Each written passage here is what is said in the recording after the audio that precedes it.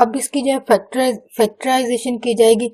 Factorisation जारी बात है, आपने पहले भी मेथड सीखा है कि बाहर वाली वैल्यूज को ज़रूर दे दें, वो है 12 और 2, तो ये 24 हो जाएगा। ठीक है, ऐसे दो हिस्से जिनको ज़रूर दें तो आपके पास 23 और जमा माइनस करने से आए और 24 जो है वो ज़रूर देने से, तो वो 24 एक बार ही होगा, यानी 24 को एक से ज़रूर दी तो 24 होगा। 24 में से एक गया तो ये आपके पास कितना बचेगा, 23, जो कि आपके कंडीशन के हिसाब से कंप्लीट होती है चीज़।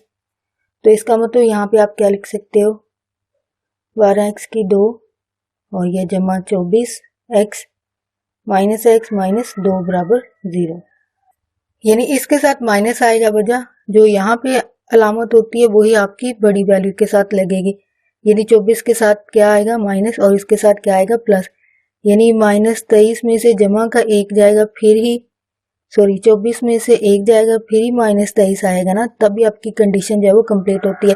तो इसलिए यहाँ इसका मतलब यहाँ पे माइनस आएगा। तो अब इन दोनों में से कॉमन 12 आता है, यानी 12 का पहाड़ा और साथ में एक एक्स भी कॉमन आ सकता है। 12 भी बाहर गया, एक एक्स बाहर गया तो अंदर सिर्फ एक एक्स बचा। तो 12 को 24 ने 12 दो बार 24 होता है और एक्स क्योंकि बाहर चला गया, तो जिस वैल्यूज में से कुछ भी कॉमन आए वहां पे एक कॉमन लिया जाता है, एक्स माइनस 2 है बराबर 0। तो अब एक जैसी वैल्यू, क्योंकि आपके सवाल के सही होने की भी एक निशानदेही होती है, वो ये है कि एक जैसी वैल्यूज आई, यानी एक्स माइनस टू, तो एक्स माइनस 2 को कॉमन ले लीजिए। ठीक है, ये जब कॉमन गया तो अंदर 12x बचा, जमा ये बाहर गया तो यहाँ पर एक बचा है बराबर आपका जो है वो 0 बच रहा है। तो यहाँ पे आपकी मजीद सिंप्लीफिकेशन जारी बात है एक्स के लिए होती है, तो एक्स की यहाँ से आपने वैल्यू निकालनी है, तो एक्स की ये बराबर, इनको जो है वो 0 के बराबर रखा जाता है। ठीक है, कोमा लगाएं तो साथ में दूसरी वैल्यू आपके पास क्या है, 12x जमा 1 है बराबर 0 है। तो अब इसकी जब सिंप्लीफिकेशन होगी ये दूसरी तरफ जाके जमा का हो जाए, 0 में जमा आता है तो वापस आंसर ये 2 ही आएगा। तो 12x में से ये -10 होगा,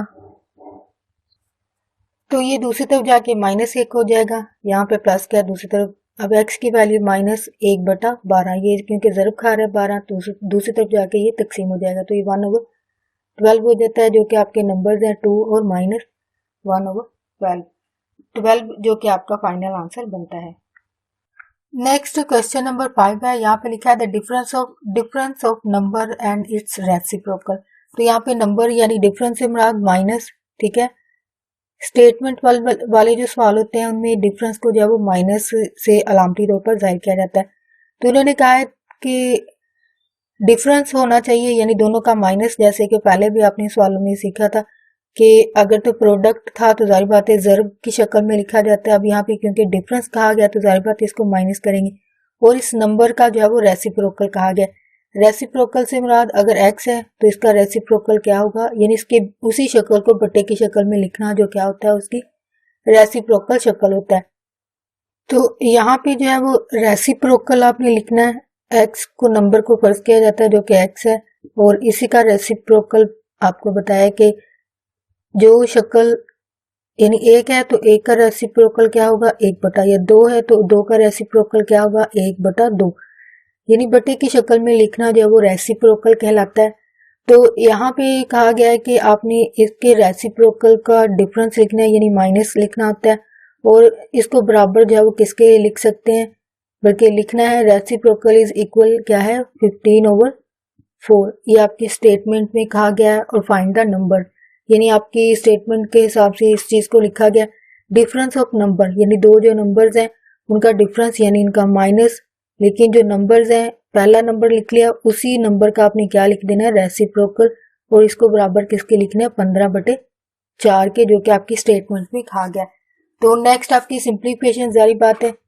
सिंप्लीफिकेशन में ये है कि इसके बट्टे में जो वैल्यूज हैं पहले तो इनको खत्म करें। इसको खत्म करने के लिए क्या करना है कि बोथ साइड मल्टीप्लाइंग 4 और x, किसको ज़रूर दे रहे हैं 4 और x को, यानी 4x को ही हमने खत्म करना है ना, तो इसका मतलब दोनों साइड पे आपने इसको ज़रूर देनी है 1/x, यानी जो जो वैल्यूज पहले से मौजूद है उनको तो वैसे लिखना है, लेकिन इजाफा किसका हो रहा है 4x का हो रहा है, और 15/4 है। ठीक है, और इसको ज़रूर किससे दे रहे हैं हम 4x से, वजह हमने ये बटे में जो वैल्यूज है इनको खत्म करना है। तो ये 4x की एक और एक अलजेब्रे के हिसाब से 2 हो जाती हैं, और यहाँ पे 4 एक बार 4 है क्योंकि x और x तो ख़त्म हो गया, यहाँ से 4 4 ख़त्म हुआ तो ये 15x है वो बन गया, 15x है। तो 4x की 2 इसको इधर लाएंगे, ये जमा किया तो इस तरफ आके ये माइनस की हो जाएगी, -4 तो पहले से इधर है। अब यहाँ से सेम मेथड जो आप पहले 2 सवालों में कर चुके हैं, सेम मेथड आपका यानी फैक्टराइजेशन का मेथड होगा। तो बाहर वाली वैल्यूज आपके पास क्या है, 4x है और 4 है। 4 को 4 से जब ज़रब दी तो ये 16 हो जाता है। 16 ऐसे 2 हिस्से जिनको ज़रब दें तो वो 16 और 1 ही है, यानी 16 और 1 को ज़रब दी तो वो 16 बनेगा।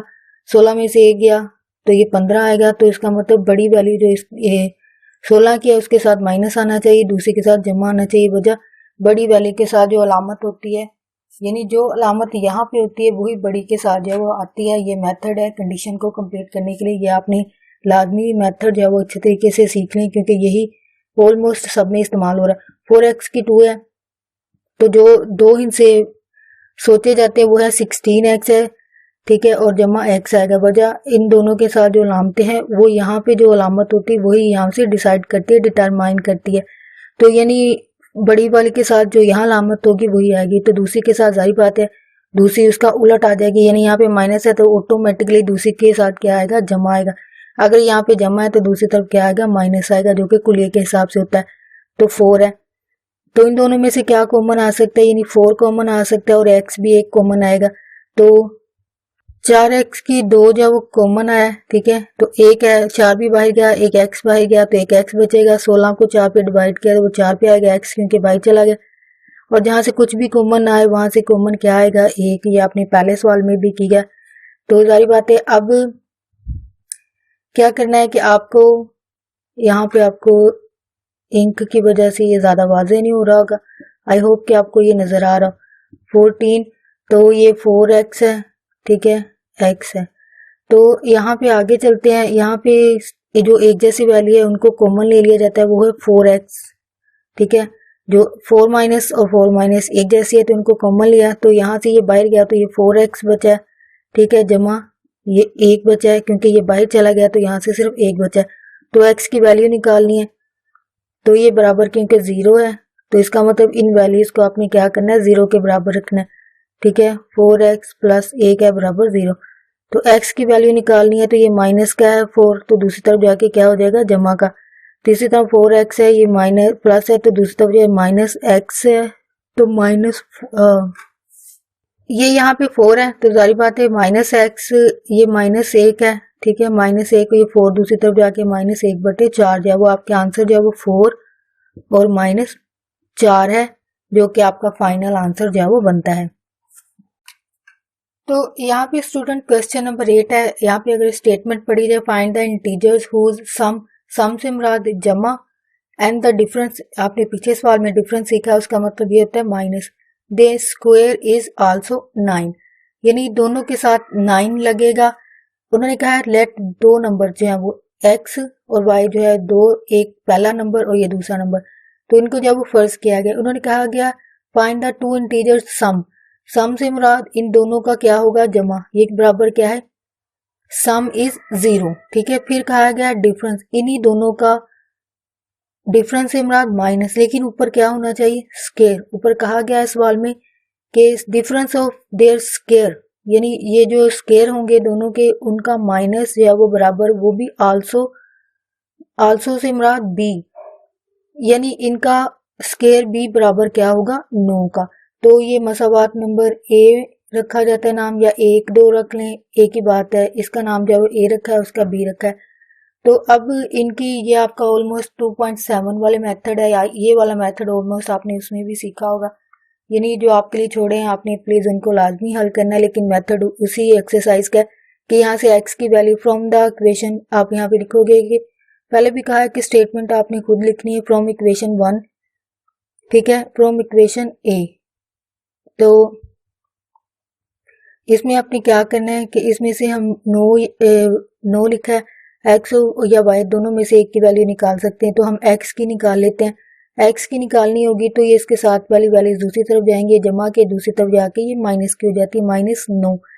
तो तो यहाँ पे इसको पुटिंग द वैल्यू, यहाँ पे आप स्टेटमेंट भी लिखोगे तो यहाँ पे आप लिखोगे कि putting the value of x बराबर जो भी है 9 माइनस वाई है, इसको पुटिंग b, इक्वेशन b यानी b में रखने से इसकी कीमत को, अब b की पहले तो इक्वेशन लिखोगे ये है, ठीक है, जो आपने अबारत को समझते हुए लिखी गई है। तो यहाँ पे आपने x की जगह क्या लिखना है 9 माइनस वाई, और इसके ऊपर क्योंकि स्केयर है तो जाहिर बात है स्केयर लिखोगे, y स्केयर अपनी जगह, यानी बाकी सारी वैल्यूज अपनी जगह, लेकिन x स्केयर की जगह आपने क्या लिख दिया, सॉरी x की जगह आपने क्या लिखा है 9 माइनस वाई, जो कि यहाँ पे लिख दिया क्योंकि इसके ऊपर स्केयर था तो इसके ऊपर स्केयर लिख दिया गया। तो अब इसकी मजीद सिंप्लीफिकेशन ये हो सकती है कि इसका मुरब्बा खोज सकते हैं, जो कि आप रफ अमल में करोगे, जो कि अलजबरे की ज़रब है, यानी स्केयर का मतलब ये होता है कि इसी वैल्यू ने कितनी दफ़ा ज़रब खानी, 2 दफ़ा ज़रब खानी।